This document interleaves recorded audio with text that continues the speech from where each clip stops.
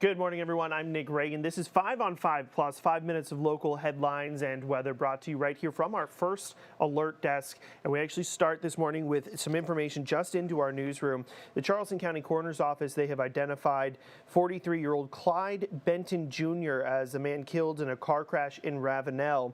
That crash had happened on November 18th around midnight on Hyde Park Road. Now we're told that was a single car crash, and Benton was taken to the hospital, but later died earlier this week on November the 26th. That was Sunday.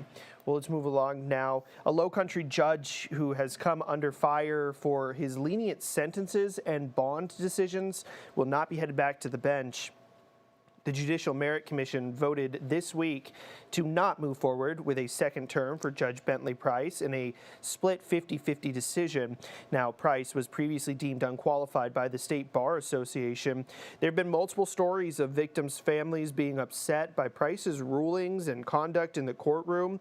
One such family says Price let the defendant, who is accused of murdering their son and two other people, out on bond, even though he was already out on bond at a time of the murder, of an attempted murder in another case. Now, the other man being considered for the position also failed to get enough votes to move forward. The seat on the bench is expected to be vacant when Price ends his term in the summer. Now, the same Judicial Merit Commission, they also found the prosecutor in the Bowen Turner case is qualified, so he will move forward in the nomination process for the Second Judicial Circuit seat.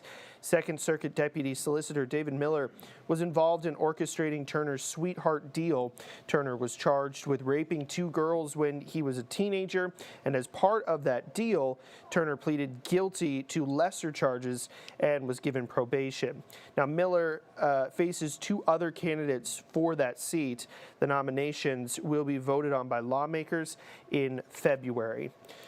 To Columbia now, 3 people of interest have been identified in connection with the death of Shandon Floyd, the 20-year-old transgender woman who went missing in the Midlands earlier this month. Richland County deputies say there are 3 people of interest who are local to Columbia, but they are not facing any charges just yet. Now, Floyd was found dead in a car on November 15th, almost a week after she was reported missing. Officials say they found no signs of foul play in their initial investigation, but a full autopsy is still pending. A man's father is still searching for answers years after his son was shot to death in a Goose Creek apartment complex. He's asking for the public's help in breaking the cold case. It's been more than 7 years since 20-year-old Nicholas Valentine was killed. His father, Paul, goes to the scene each year and holds up a sign asking for information, and of course this year was no different. Now, 2 men, they were arrested and charged with the murder of Nicholas at one time, but a year later, those charges were dropped. Paul's offering a $10,000 reward to anyone who has information about his son's death. Well, I hope you have your coats handy because it is downright chilly out there. Let's take a look at your first alert forecast. And good Thursday morning to you. I'm meteorologist Joey Sovine. Lots of frost out there. Cold first thing this morning, but warming up pretty quickly. We'll be near 60 degrees by lunchtime. Few high clouds will start to increase just a little bit today. High temperatures this afternoon, low 60s. Won't be nearly as chilly this evening or overnight tonight. Lows will be in the mid to upper 40s. Tomorrow afternoon, 74. Comes with more clouds, small chance of rain on our Friday, and then for our weekend, highs around 70 Saturday and Sunday. But we do have an increased chance of rain. Looks like showers will become likely late in the day on Saturday.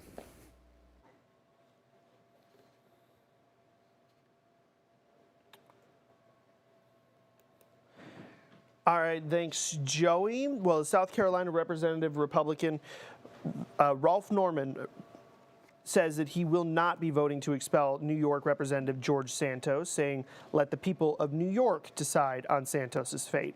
Now, Santos is accused of deceiving donors and using campaign funds to buy Botox, designer clothes, and take trips to places like Hamptons and Atlantic City.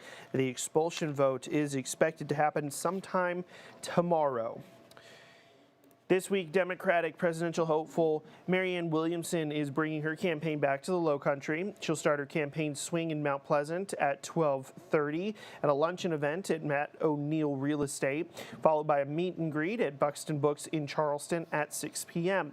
She'll then travel to Beaufort at 2 for an event at United Church on Duke Street, and then Myrtle Beach on Sunday before rounding out her trip in the Midlands and the Upstate.